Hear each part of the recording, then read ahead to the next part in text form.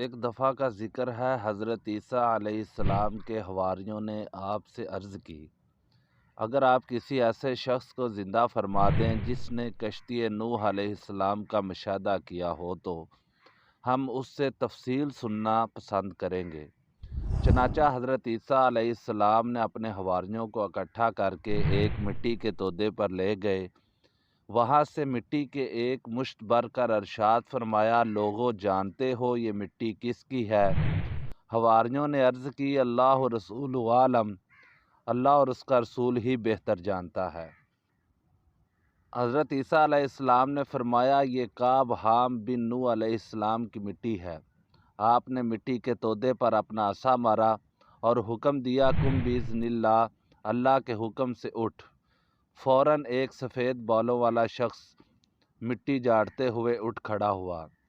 حضرت عیسیٰ علیہ السلام نے اس بوڑھے شخص سے پوچھا کہ اس بڑھاپے کی حالت میں مرے ہو؟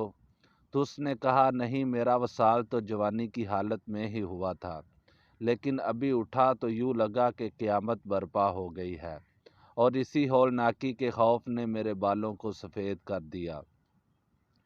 حضرت عیسیٰ علیہ السلام نے فرمایا، ہمیں سفینہ نوح کے بارے میں تفصیلات بناؤ۔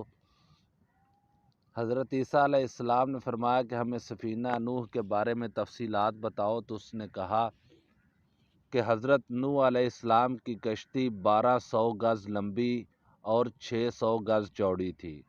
کشتی کے 3 حصے تھے، بلائی حصے پر پرندے، درمیانی حصے میں انسان اور نچلے حصے میں وحشی جانور اور دیگر جانور بھی تھے۔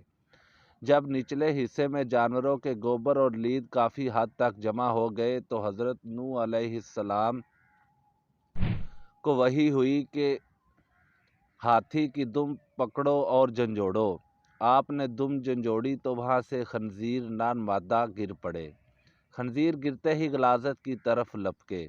پھر جب چوہوں نے کشتی کے تختوں کو کاٹنا شروع کر دیا تو حکم ہوا کہ شیر کی آنکھوں کے درمیان مارو۔ جب حضرت نوح علیہ السلام نے مارا تو شیر کے نتھوں سے بلیوں کا جوڑا نکلا جو چوہوں پر جھپٹ پڑا۔ آپ نے مزید فرمایا، بتاؤ حضرت نوح علیہ السلام کو کیسے پتہ چلا کہ سارے شہر غرق ہو چکے ہیں؟ تو اس نے تفصیلات بتاتے ہوئے کہا کہ حضرت نوح علیہ السلام کوے کو بھیجا کہ زمین کے حالات معلوم کر کے آؤ۔ تو کوے نے جو ہی زمین پر مردات دیکھے تو اس کو نوچنے کے لیے ٹوٹ پڑا۔ تو حضرت نوح علیہ السلام نے اس کے لیے خوف کی بددعا کی کہ وہ گھروں سے منوس نہیں ہوتا۔ پھر کبوتر کو بھیجا، وہ اپنی چونچ میں زیتون کا پتہ کرے۔ اپنے پاؤں کی مٹی سے آلودہ کر کے واپس پلٹا تو حضرت نوح علیہ السلام نے اندازہ لگا لیا کہ شہر طوفان الہی سے غرق ہو چکے ہیں۔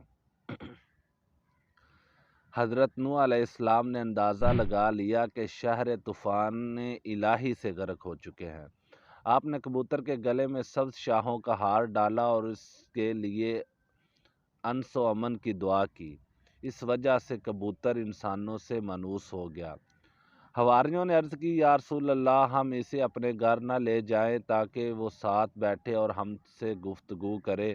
تو آپ نے فرمایا، ایسا ممکن نہیں، کیونکہ اس کا رزق دنیا سے ختم ہو چکا ہے۔ آپ نے اسے حکم دیا کہ اللہ کے حکم سے واپس لوٹ جاؤ، تو وہ دوبارہ اپنے ٹھکانے کی طرف لوٹ گیا اور مٹی ہو گیا۔